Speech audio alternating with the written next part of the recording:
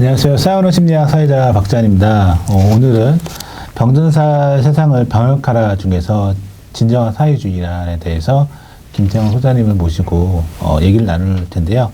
오늘도 명쾌하게 싸우는 심리학을 해설해 주실 김태형 소장님을 모셨습니다. 안녕하세요. 안녕하십니까. 네, 소장님. 저번 강의 때 왜 사회주의인가에 대한 당위성에 대해서 이제 설명해 주셨는데, 오늘은 이제 사회주의에 대해서 좀 깊이 좀 알아보는 시간을 가질 거예요. 그래서 저번 시간에 말씀하셨던 인본주의적 사회주의에 대해서 이 사회주의가 왜 지금 시대에 대안일 수밖에 없는 이유에 대해서 좀 설명해 주신다면. 네. 제가 앞선 강의에서도 자주 말씀드렸지만 지금의 자본주의 제도는 한계점에 도달했습니다, 사실. 그건 어디에서 할 수 있느냐? 네. 사는 게 어때요? 팍팍하고 힘들죠. 그렇죠. 네. 이제 우리 박 선생님만 그런 게 아니고 전 세계 대다수 사람들이 지금 삶이 그래요. 네. 너무 살기 힘든 거죠. 경제는 계속 불황기를 면치 못하고 있고, 불평등은 극심하고, 온갖 사회 병리 현상, 범죄는 계속 증가 추세에 있고, 사람들 사이 관계는 날이 갈수록 나빠지고 있고, 뭐 등등으로 인해서 사람들이 정신적으로 너무 힘듭니다. 네. 그러다 보니까 이제 남미 같은 경우에는 핑크타이드라 해서 좌파 정권으로 다 교체가 되고 있고, 미국, 유럽을 중심으로 한 세계의 젊은이들은 50에서 5%, 심지어는 60%까지가 사회주의를 선호하는 쪽으로 생각이 바뀌어가고 있어요. 이 퍼센트가 조금씩 올라가는 것 같아요. 네, 오를 겁니다, 앞으로 더. 특히 이제 유럽이 지금 우크라이나 전쟁으로 인해서 경제 위기가 지속되면 더욱더 그쪽으로 자양자 될 가능성도 있고요. 아니면 뭐 극단적으로 극우화 될 가능성도 있는데, 어쨌든 인류가 직면하고 있는 현 상황은 자본주의가 더 이상은 지속 가능하지 않다. 네. 이 체제로는 더 이상 우리가 살아갈 수가 없다 하는 어떤 공동의 인식을 주고 있는 것 같습니다.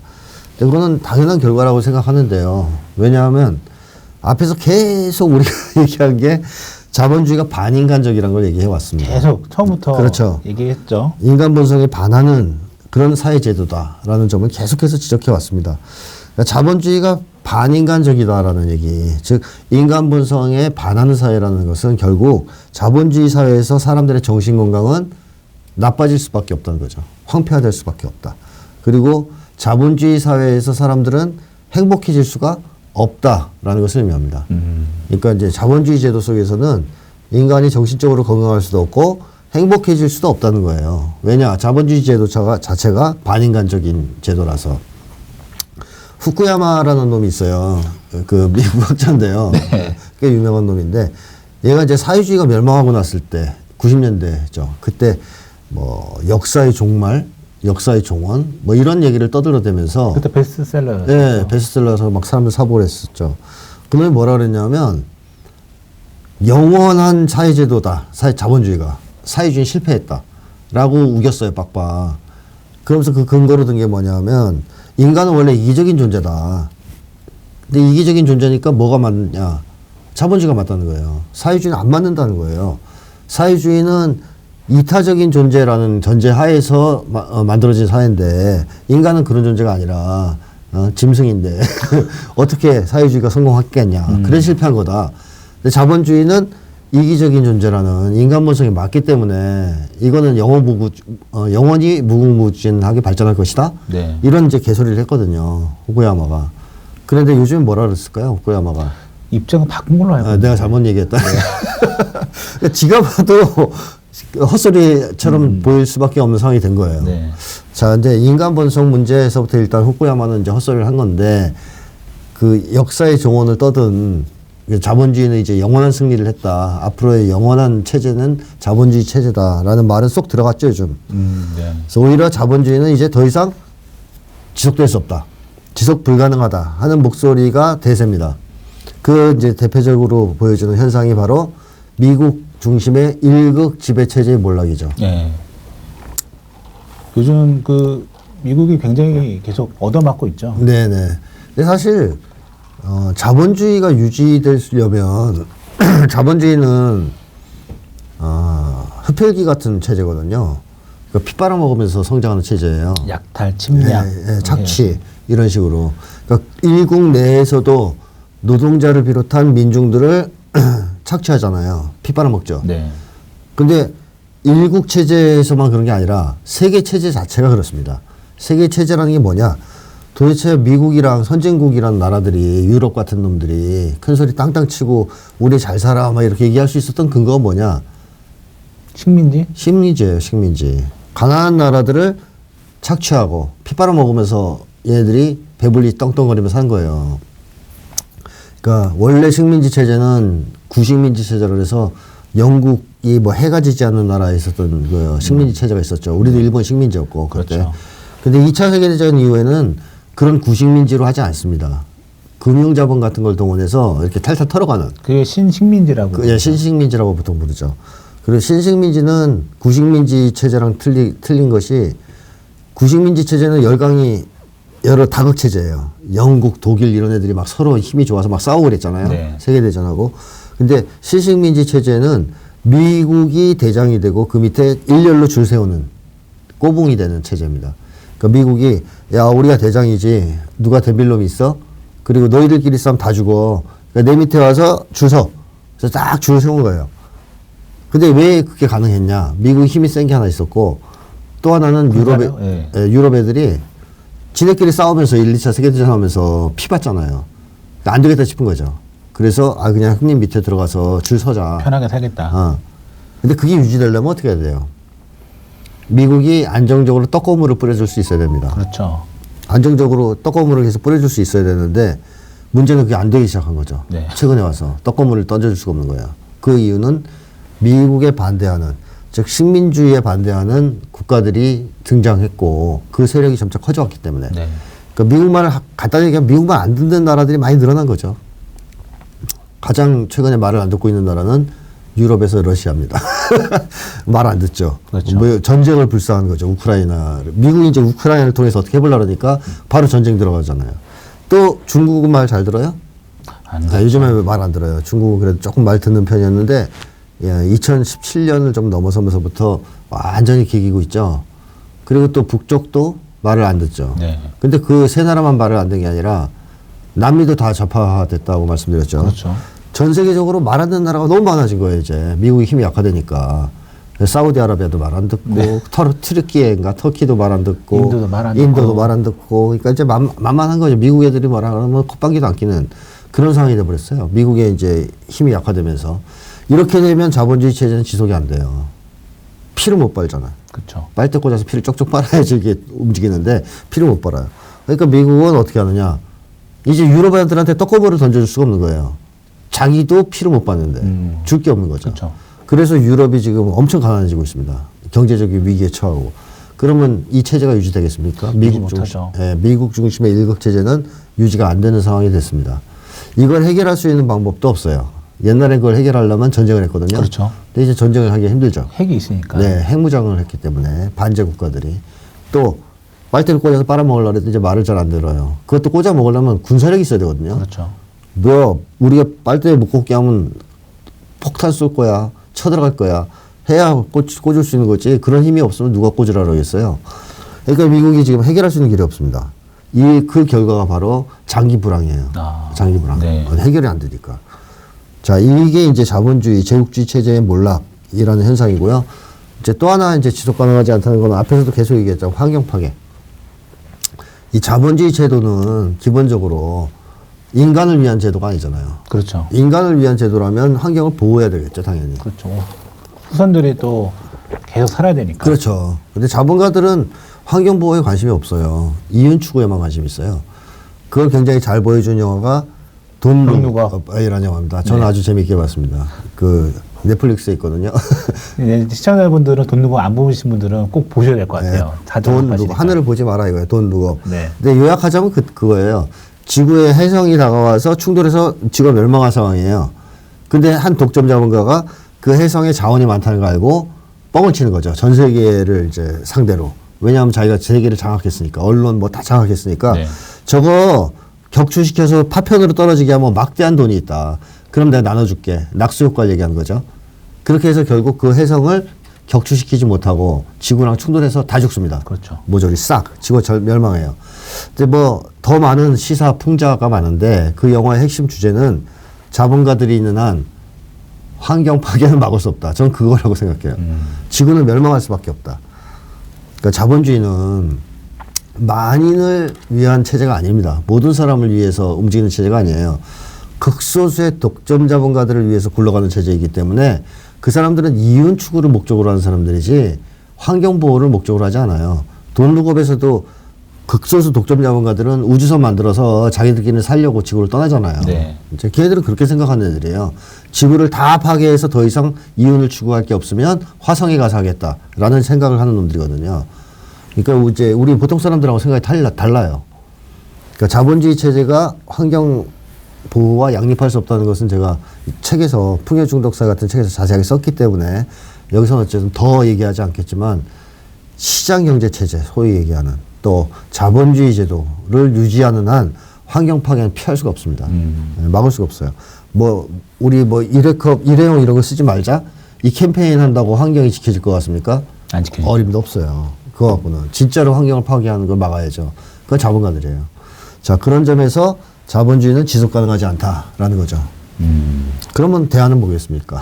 사회주의, 인본주의적 사회주의. 에릭 프롬이 얘기한 이제 인본주의적 사회주의가 대안일 수밖에 없는 것이죠. 그렇군요. 필연적인 어떤 이유, 그다음에 네. 설득력 있는 이유인 것 같습니다. 네. 그래서 또 에릭 프롬이 이 대안에 대해서 설명을 했고 구체적인 방법까지 제시를 했어요. 예. 그래서 이번에는 고도의 지방 분권화부터 기본소득까지에 대해서 얘기냐 어떤 내용에 대해서 선생님께서 좀 설명해 주신다면. 뭐 에릭 프롬이 여러 가지를 했지만 이제 대표적인 걸 꼽자면 두 가지라고 볼 수 있는데요. 고도의 지방 분권화라는 것은 사실 이 얘기예요. 참여민주주의를 실현해야 된다는 얘기거든요. 참여민주주의 하면 딱 뭐 이제 익숙하죠. 네. 노무현 정부의 네. 구호였죠. 맞아요. 그래서 참여가 많이 됐습니까 그때? 안 됐죠. 네, 참여가 잘 안 됐죠. 왜 참여민주주의를 주장했는데 참여를 잘 안 했을까 시민들이. 그 이유는 있습니다. 참여를 많이 하려면 즉 정치에 참여해서 민주주의의 주인으로서 사람들이 활동하려면 기본적으로 두 가지 정도는 있어야 돼요. 보장돼야 돼요. 하나는 의식주 문제가 보장돼야 돼요. 그러니까 먹고 사는 걱정을 하면 정치에 관심 갖기 힘들어요 오히려. 그렇지 않습니까? 맞습니다. 생계 문제를 해결해야죠. 야 정치 얘기하면 야 바빠 나 지금 내일 알바 뛰어야 돼 이런 식이란 말이에요. 먹고 사는 문제에 쫓기면 정치에 참여하기 힘들어요 그런 사람들은. 그래서 참여민주주의는 빛 좋은 개살구가 되는 거죠. 또 하나는 집단이익과 개인이익이 일치해야 돼요. 정치에 참여해서 정치를 바꾸면 내 생활이 좋아진다. 나에게 뭔가 온다. 이게 있어야 참여하지 않겠어요? 그렇죠. 정치에 참여해가지고 민주당 찍어줬는데 아무것도 바뀐 게 없어요. 사실 문재인 정부에 대한 실망은 그거 아닙니까? 그렇죠. 바뀐 게 없다. 바뀐 게 없다. 아무것도 안 바뀌었다. 그러니까 이제 윤석열도 하시는 거 아니에요. 그러니까 이런 식으로 참여했는데 아무것도 바뀌는 게 없다. 내 삶이 나아지지 않는다. 나한테 오는 게 없다. 이러면 참여율이 떨어집니다. 정치적 무관심이 생겨요. 그래서 집단이익과 개인이익이 일치해야 된다. 다시 말하면 내가 정치에 참여해서 뭐 활동을 하면 그만큼 세상이 바뀌고 나에게도 이익이 돌아와야 된다라는 거죠. 이 두 가지가 보장될 때 참여민주주의는 꼽힐 수 있습니다. 그리고 거기에 이제 플러스해서 이제 정치의식이라든가 높은 사회의식 이런 게 있으면 좋겠죠. 그래서 에릭 프롬은 이 참여민주주의를 촉진시키기 위해서 대면 집단에 기초한 쉽게 얘기하면 국회의원을 네. 뽑자 이렇게 했어요. 그러니까 대면 집단. 페이스 투 페이스 그룹 영어로 얘기하니까 발음이 이상한데요. 네. 서로 얼굴 맞대면서 알 수 있는 집단. 500명 정도라고 주장했습니다. 네. 500명 정도면 서로 이제 대충 얼굴 보고 사는 거죠. 동네 아저씨, 저놈. 그럼 500명끼리 다 알아요. 소문 딱 나는. 야, 쟤 어떠냐? 그럼 저 쓰레기야 저놈. 이해 되잖아요. 네. 근데 우리 이제 국회의원 선거 때 딱 나왔어 누가. 그러면 저 인간 어떤 인간이지? 아무도 몰라요. 그러니까 이제 이상한 놈 뽑게 되는 거예요. 뽑으면 이제 민의를 배신하는. 이런 문제를 에릭 프롬이 근원적으로 예방하려면 잘 아는 사람 뽑아야 된다. 그러니까 500명당 하나씩 뽑자 이거야. 그래놓고 그걸로 권력 구성하자. 그러면 이제 이상한 놈 되는 일은 극히 줄어들지 않겠냐라고 주장한 거예요. 그러겠네요. 근데 취지는 500명이냐 아니냐가 아니라 제가 볼 때는 그야말로 민중을 대변할 수 있는 또 국민을 대변할 수 있는 국회의원을 뽑는 그런 권력 체계를 만드는 게 핵심 주장이라고 보시면 되겠습니다. 네. 참여민주주의가 되는다는 거죠. 이게 진정한 참여민주주의네요. 그렇죠. 그런 사람들이 이제 고도의 지방분권화에 기초해서 효율적 중앙집권화랑 결합시켜서 국가 체제를 만들어야 된다. 이게 이제 에릭 프롬 주장이었고요. 그 다음에 또 하나 에릭 프롬의 대표적인 주장이 바로 기본소득이죠. 기본소득은 이제 몇 년 전부터 네. 계속 그 한국 사회에 언급이 됐었던 부분이라서 그렇죠. 좀 익숙한 분들이 많으실 것 같아요. 네. 에릭 프롬은 이미 옛날에 70, 80년대부터 최저생계비 제도라 그래서 기본소득을 주장해 왔어요. 네. 이제 말이 달라서 그렇지 똑같아요, 사실은. 똑같은 얘기입니다. 그래서 이 기본소득에 대해서 에릭 프롬은 이런 얘기를 했는데요. 인간은 사회에 대한 의무를 다하느냐, 다하지 않느냐에 관계없이 생존을 위한 절대적인 권리를 지닌다.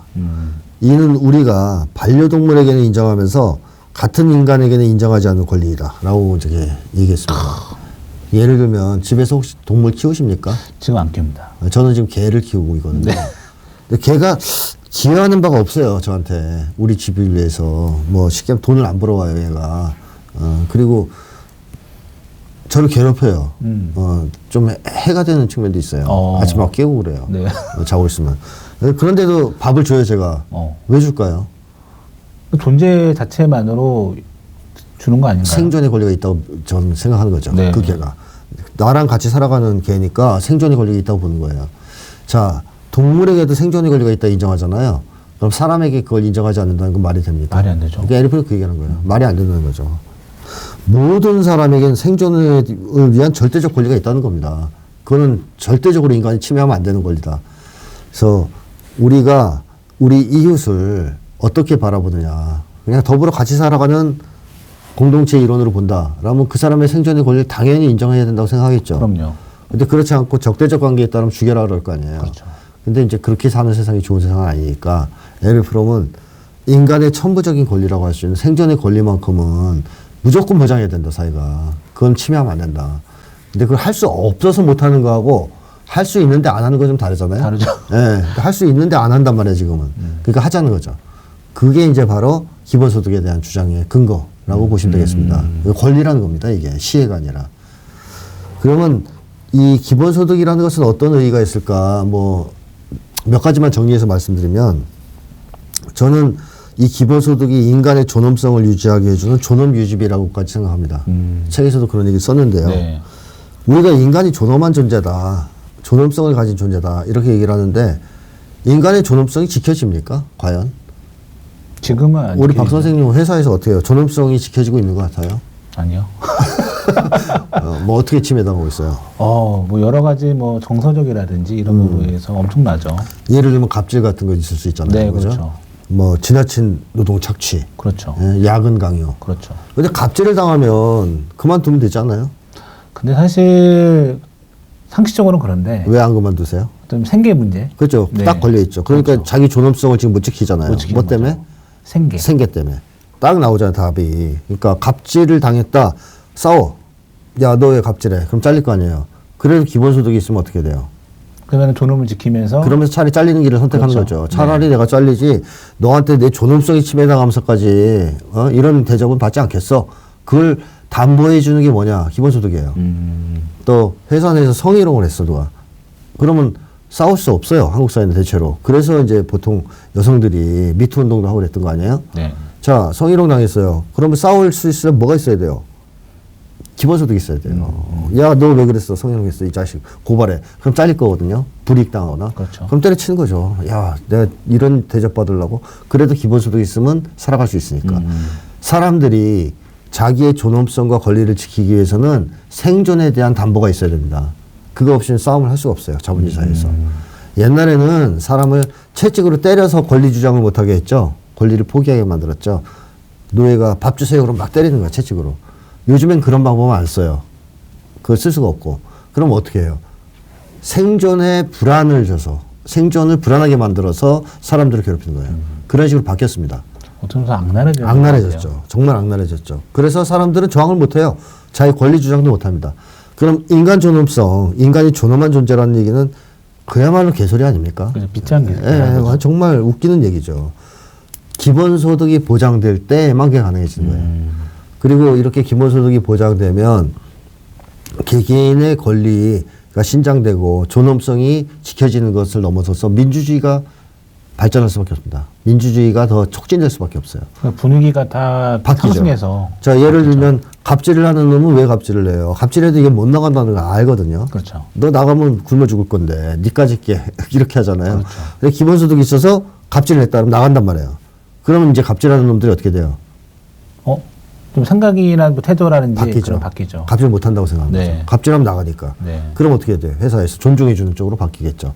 조직 문화가 바뀌어요. 모든 사회 문화가 바뀝니다. 성희롱 같은 거 절대 못 합니다. 내부 고발 탄압 못 해요.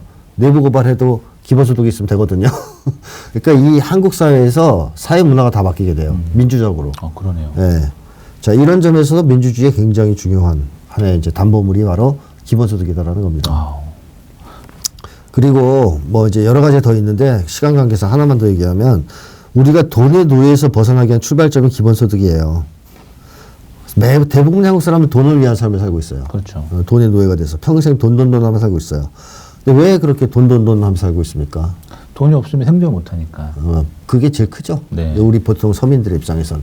그러니까 물론 이제 돈을 더 벌어서 잘난 체 하고 싶어. 돈 더 벌어서 뭐 이제 제클린 옷 사고 싶어. 뭐 이런 욕망이 있는 한국 사람은 많지 않잖아요. 그렇죠. 대체로 한국 사람들은 생존의 불안 때문에 돈에 집착하는 거 아니에요.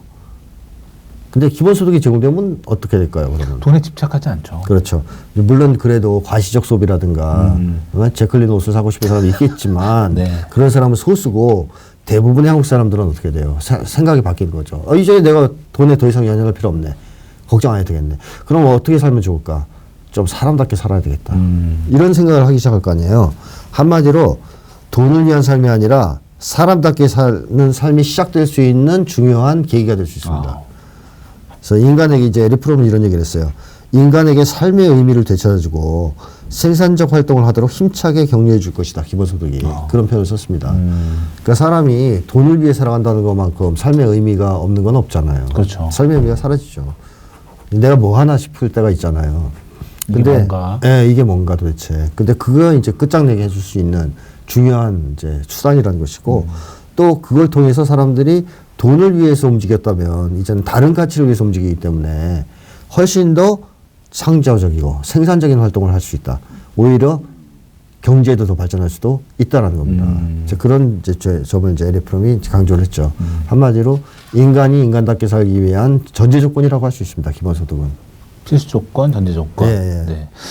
그 전에 작년인가요? 작년에 그 이재명 대표가 경기도지사 있을 때 그 기본소득에 대해서 이제 광고를 한 게 있었는데 거기서 얘기했던 캐치프레이즈가 사람답게 사는 기본소득이라는 캐치프레이즈가 있었는데 그걸 이제 선생님한테 이제 들으니까 그게 생각나더라고요. 네. 대선 때도 그걸 했어야죠. 네.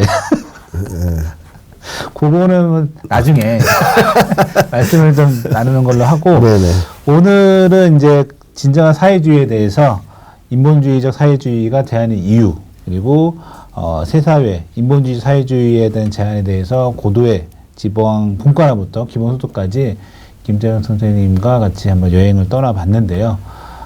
오늘도 끝까지 시청해 주셔서 너무 감사하고 저희는 다음에도 더 좋은 주제를 갖고 찾아뵙도록 하겠습니다. 시청해 주셔서 감사합니다.